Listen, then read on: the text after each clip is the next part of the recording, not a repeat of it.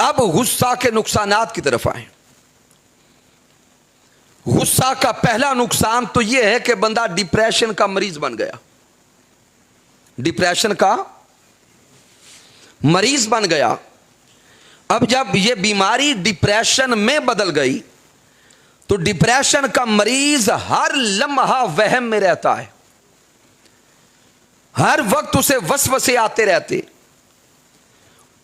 Sir में दर्द रहता है, वो सोना चाहता है, नींद नहीं आती, ज़हनी तनाव का शिकार रहता है, हर वक्त सर पे कोई ना कोई बोझ महसूस होता है। डिप्रेशन के मरीज का ब्लड प्रेशर हाई रहता है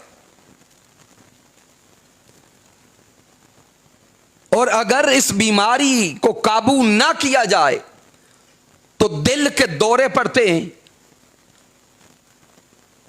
हर वक्त मिजाज में चिड़चिड़ापन रहता है और फिर यह इंसान बाकायदा नफ्सियाती मरीज हो जाता है। और जब बाकायदा कोई नफ्सियाती मरीज बन गया तो अब उसके जिस्म पे कभी मिर्गी का दौरा पड़ गया, कभी ऐसे दौरे पड़े कि उस इंसान को समझ नहीं आती कि मैंने जुबान से क्या कहना है और क्या कह रहा हूं। फिर बसा औकात उसका जिस्म अकड़ जाता है और देखने वाले यूं महसूस करते हैं कि शायद इसे कोई जादू हो गया, कुछ जिन्नात चमड़ गए। लेकिन ना वो जादू होता है ना वो जिन्नात होते हैं, हकीकतन वो डिप्रेशन होता है।